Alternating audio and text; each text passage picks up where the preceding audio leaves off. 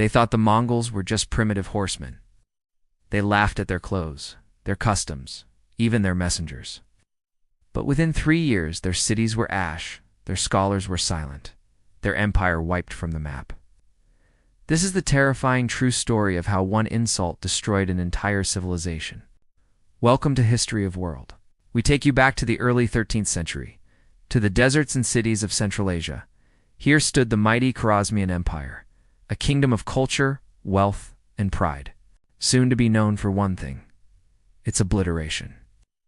Rise of Khwarazm. It's founded in the 11th century under the Inalchuq dynasty.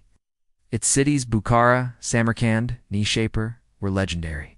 At the height of its power, it rivaled the Islamic caliphates, but power often breeds pride. Far to the east, a new force was rising: Genghis Khan. By 1219, he had already conquered China and now looked west. The fatal mistake. Genghis sent a peaceful trade caravan, but the Sultan's governor killed them all, then insulted Mongol ambassadors. That was the spark. The invasion begins. 1219.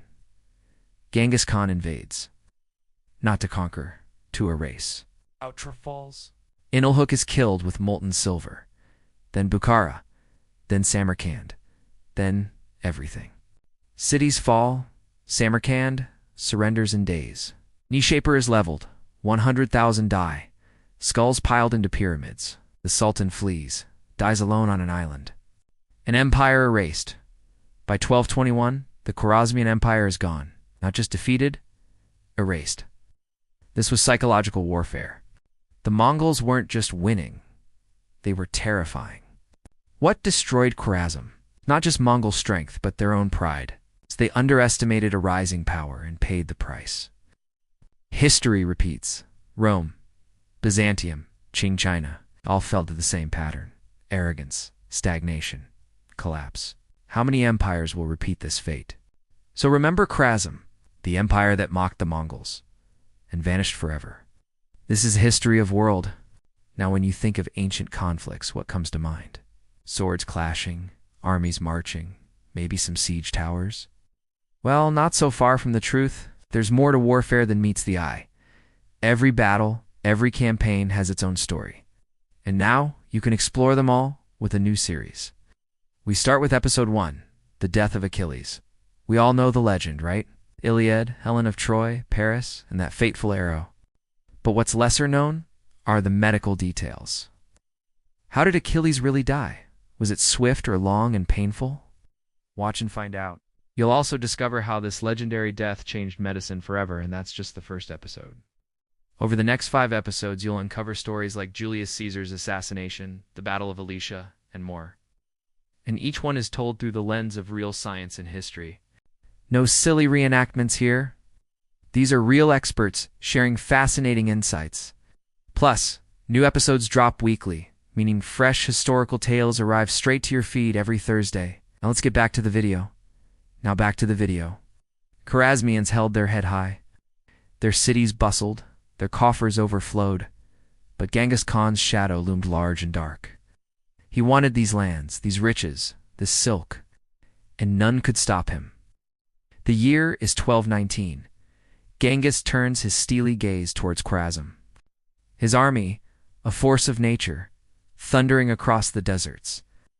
Before them, the cities gleamed, unaware of the storm that brewed. Soon, the Mongols would be at their gates, and what followed was pure terror. First to fall was Otrar, a city of might, soon a tomb. Its people perished or fled, leaving behind a husk of what once stood proud. Even their vizier met a grim end. Inalchuq roasted alive in a brazen cage. Such was the Mongol wrath. Then came Bukhara, home to scholars and saints. Yet no intellect could save it. As the Mongols descended, the great library went up in flames. Scholars and saints alike burnt to death. Their centuries of knowledge turned to ash. Next, the jewel of the empire, Samarkand, surrendered in days. For what use was resistance? Once inside, the Mongols showed no mercy. Homes were destroyed, families slaughtered, piles of skulls marked the conqueror's path. The Nishapur hope flickered. They'd stopped the Mongols before, right? This time, though, it was different. The city burned, 100,000 perished. Only a handful escaped the Mongols' bloody grasp. By 1221, the Khwarazmian Empire was done. No more. Sultan Muhammad II fled, hiding like a rat dying alone on an island. His empire, his legacy, reduced to rubble and regret. It wasn't just military might that won the day. It was terror, sheer, unadulterated terror. Each city, each victim, was a lesson. Don't resist, don't defy, don't even dream of stopping the Mongols. Now, why does this story matter today? Because arrogance and pride have no place in time. Whether it's ancient empires or modern ambitions, remember this tale. Underestimate a rising power at your peril. Just as Khwarazmians mocked the Mongols, we too may mock those who seem smaller, weaker, or simply different. But remember, strength isn't always obvious, and pride comes before the fall. As we wrap up this journey through time, remember the Khwarazmians. They lived for luxury, comfort, and cultural brilliance. Yet they vanished in the blink of an eye. So to all who watch, stay humble, stay curious, and never underestimate the power of change. Throughout history, civilizations have risen and fallen. Some crumbled due to external threats, others because of internal decay. But the fall of Khwarazm holds a unique place in history, a stark reminder of how quickly power and pride can turn to dust. In the face of such overwhelming force, the question arises, what could they have done differently? Perhaps diplomacy, a strategic alliance, or simply acknowledging the rising tide of Mongol power. But pride, that old enemy of wisdom, blinded them. They chose mockery over negotiation, scorn over submission, and in the annals of history, there's another lesson.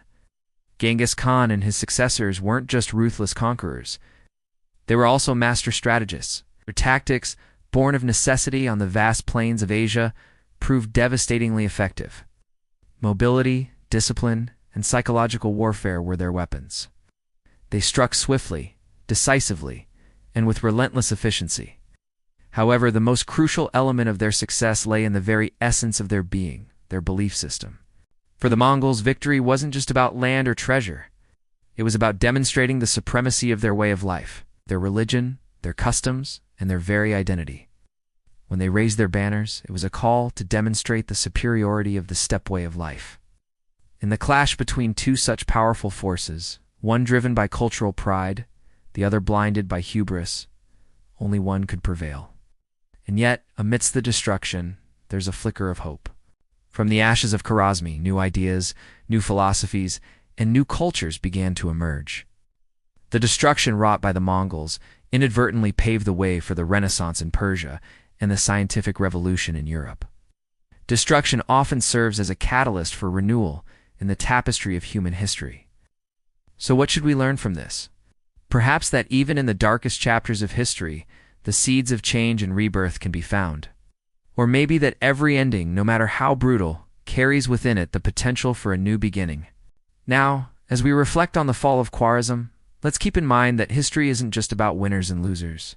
It's about understanding the complexities of human ambition, the pitfalls of pride, and the enduring spirit of resilience and change. After all, it's not just the echoes of laughter that remain, but also the whispers of wisdom waiting for us to listen. If you enjoyed this harrowing journey through time, we invite you to subscribe to our channel. Let the lessons of Khwarazm serve as a guiding light, reminding us to stay humble in the face of the unknown, and to always seek understanding in a world that often values strength above all else. Thank you for joining us today. Until next time, may you find wisdom in the echoes of history.